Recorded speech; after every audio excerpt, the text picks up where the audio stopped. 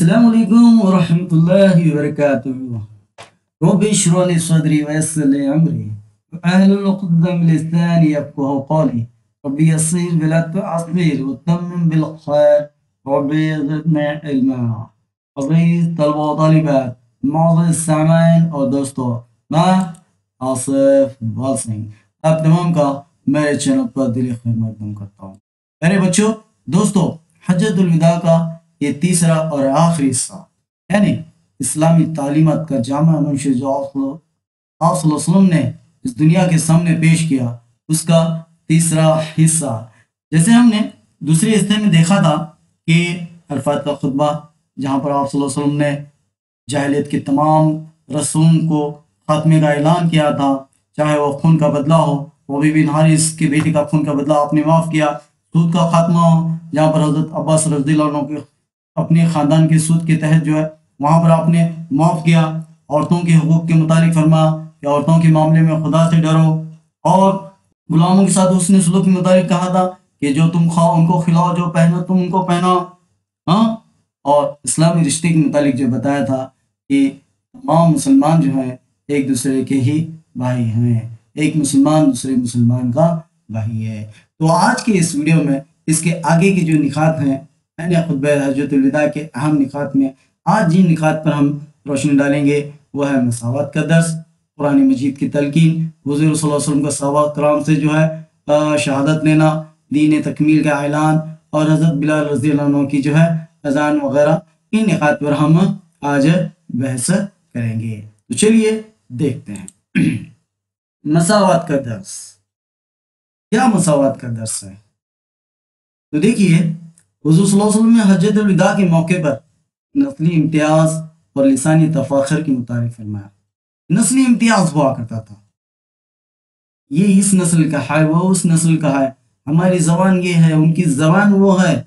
عربی اور عجمی کا فرق یہاں پر بہت زیادہ ہوا کرتا تھا، لیکن آپ صلی اللہ علیہ وسلم نے مساوات کا درس دیتے ہوئے فرمایا، کیا فرمایا؟ یا ایھا الناس الا ان ربکم واحد وَإِنَّ أَبَاكُمْ وَاحِدًا الْأَفْضَلَ لِعَرْبِيٍّ عَلَى عَجْمِيٍّ وَلَا لِعَجْمِيٍّ عَلَى عَرْبِيٍّ وَلَا لِأَحْمَرَ عَلَى أَسْوَدَ وَلَا أَسْوَدَ عَلَى أَحْمَرَ إِلَّا بِالتَّقْوَى۔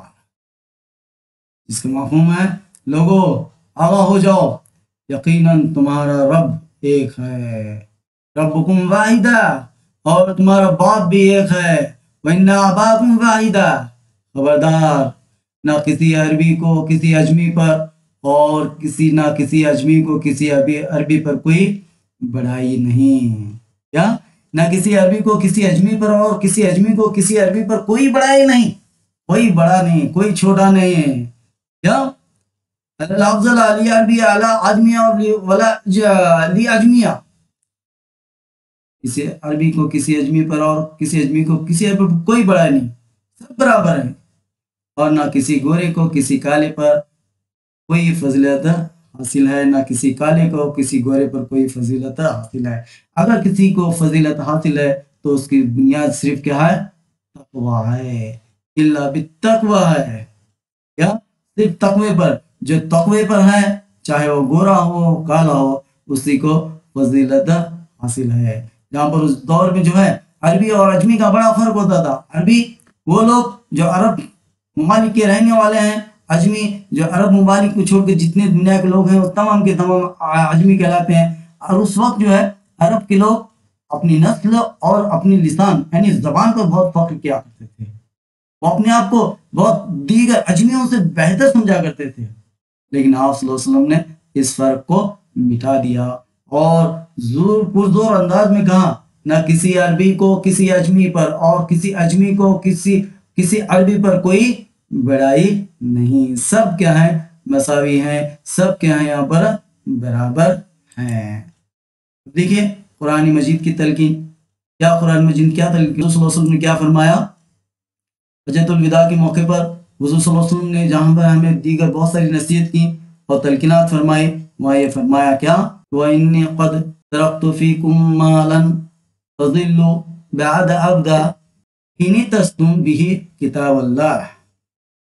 اس کا مفہوم ہے، میں تم میں ایک چیز چھوڑ جاتا ہوں، اگر تم اس کو مضبوط پکڑ لیا تو پھر کبھی گمراہ نہ ہوگے، وہ خدا کی کتاب ہے۔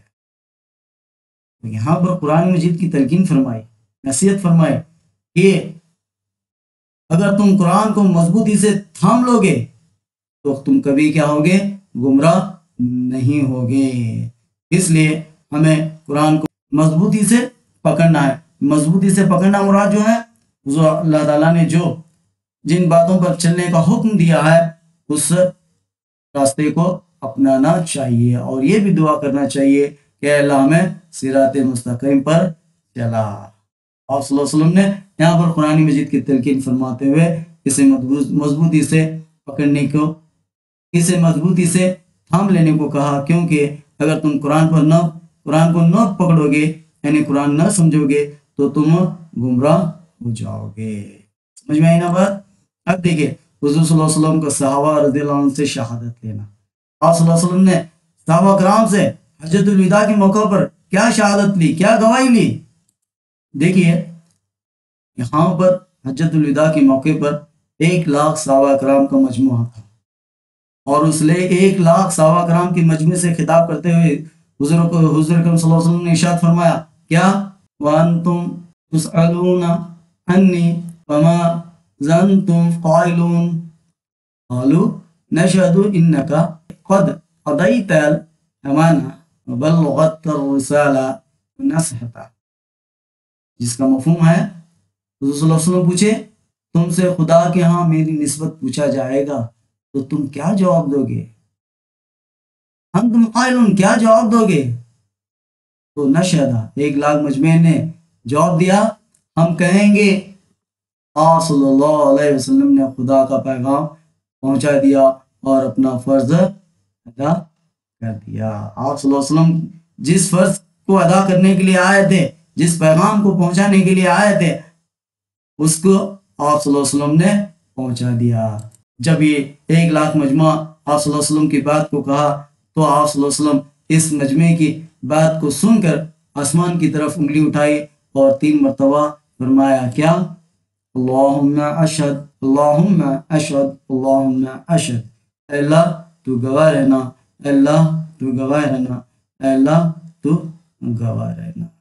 یہ آپ صلی اللہ علیہ وسلم نے شہادت لیتے ہوئے اللہ کو گواہ بنایا۔ دین تکمیل کا اعلان، دین تکمیل کا اعلان کب ہوتا ہے؟ دیکھیے جب آپ صلی اللہ علیہ وسلم نبوت کا یہ آخری فرض ادا کر رہے تھے، اسی وقت کیا ہے، خدا کی بارگاہ سے تکمیل دین کی بشارت آئی۔ اللہ تعالیٰ نے اس کی دین تکمیل کی بشارت سنائی، کیسے؟ الیوم اکملت لکم دینکم واتممت علیکم نعمتی ورضیت لکم الاسلام دینا، سورہ المائدہ آیت نمبر 3۔ اس کا مفہوم ہے آج میں نے تمہارے لیے تمہارے دین کو پورا کر دیا اور اپنی نعمت تم پر پوری کر دی، اور میں نے تمہارے لیے اسلام کے دین کو چن لیا۔ یہاں پر اللہ تعالیٰ نے دین کی تکمیل کا اعلان کر دیا اور تمام نعمتیں جو ہیں پوری کر دیں، اور ہمارے لیے جس دین کو منتخب کیا وہ دین کون سا ہے؟ اسلام۔ اسلام دین کو اللہ تعالیٰ نے ہمارے لیے منتخب کر دیا۔ اس طرح اس آیت کے ذریعے دین تکمیل کا اعلان ہمیں اسی وقت حج کے موقع پر، یعنی حجۃ الوداع کے موقع پر یہاں پر ملتا ہے۔ اب حضور صلی اللہ علیہ وسلم نے دین کی بات کو دوسروں تک پہنچانے کے لیے جو بات کہی وہ کیا تھی؟ ایک کہ میں جو کچھ تم سے کہہ رہا ہوں یہ تم تک محدود نہیں رہنا چاہیے، بلکہ انہیں ان لوگوں تک پہنچاؤ جو یہاں نہیں ہیں۔ وہ کہتے ہیں اسی وقت صحابہ کرام جس رخ تھے اس رخ چل دیے، اور اس طرح ساری دنیا میں دین پھیلتا گیا۔ آپ صلی اللہ علیہ وسلم نے فرمایا تھا یبلغ الشاہد الغائب بعض من یبلغ ان یقول آلہ من بعض من سمع، جو یہاں موجود ہیں وہ یہ باتیں ان تک پہنچا دے جو موجود نہیں، یعنی 1,00,000 مجمع یہاں پر موجود ہے، اور ساری دنیا میں ابھی بہت ساری ایسے لوگ ہیں جن تک یہ باتیں نہیں پہنچی۔ آپ صلی اللہ علیہ وسلم نے ان باتوں کو وہاں تک پہنچانے کے لیے کہا۔ ہو سکتا ہے جن کو یہ باتیں پہنچی ان میں سے کچھ ان کی بنسبت ان کو زیادہ سمجھنے اور محفوظ رکھنے والے ہوں، انہوں نے براہ راست مجھ سے سنی ہیں۔ بہرحال آپ صلی اللہ علیہ وسلم کا یہ جو آپ صلی اللہ علیہ وسلم کی جو اہم بات تھی کہ یہی ہے کہ جو یہاں موجود ہیں، یعنی جو میری باتیں سن رہے ہیں، میرے خطبے کو سن رہے ہیں، یہ باتیں ان تک پہنچا دیں جو اس خطبے میں موجود نہیں ہیں، تاکہ اسلام دین پھیلتا رہے۔ اس کے بعد جو ہے حضرت بلال رضی اللہ عنہ کی اذان، تو یہاں پر حضور صلی اللہ علیہ وسلم جب خطبے سے فارغ ہوئے تو حضرت بلال رضی اللہ عنہ نے اذان دی۔ بلال رضی اللہ عنہ کی اذان بہت ہی خوبصورت تھی، ان کی آواز میں بہت شیرینی تھی۔ یہاں پر حضرت بلال رضی اللہ عنہ نے کیا کی، اذان دی اور ظہر عصر کی نماز اس کے بعد ایک ساتھ آپ صلی اللہ علیہ وسلم نے ادا فرمائی۔ جب آفتاب ڈوبنے لگا تو چلنے کی تیاری کی، مغرب کا وقت تنگ ہوتا جا رہا تھا اور سارا قافلہ جو ہے حضور صلی اللہ علیہ وسلم کا مزدلفہ کے مقام پر پہنچا۔ یہاں پہلے آپ صلی اللہ علیہ وسلم نے مغرب، پھر فوراً بعد جو ہے عشاء کی نماز ادا کی، کیونکہ مغرب کا وقت تنگ ہوتا جا رہا تھا، یعنی ابھی عشاء کا وقت شروع ہونے والا تھا، تو یہاں پر جو ہے آپ نے پہلے مغرب، اس کے بعد فوراً عشاء کی نماز ادا کی، پھر صبح سویرے فجر کی نماز پڑھ کر قافلہ آگے بڑھا، یہاں سے نکل پھر مینا میں تشریف لائے۔ دائیں بائیں آگے پیچھے مسلمانوں کا ایک ایسا ہجوم تھا، مہاجرین قبلہ کے داہنے، انصار بائیں جانب، عام مسلمانوں کی صفیں تھیں۔ سامنے جو ہیں مہاجرین تھے، داہنے انصار تھے، عام مسلمان تھے، بیچ میں آپ صلی اللہ علیہ وسلم، چاروں طرف مہاجرین اور انصار کا جھمٹ جو ہے عام مسلمانوں کے صفوں کے ساتھ، حضور صلی اللہ علیہ وسلم بیچ میں تھے، حضور صلی اللہ علیہ وسلم کے چاروں طرف مسلمان ایک ایسے ہجوم بنا کر نکلے تھے جس کی نظیر نہیں ملتی ہے۔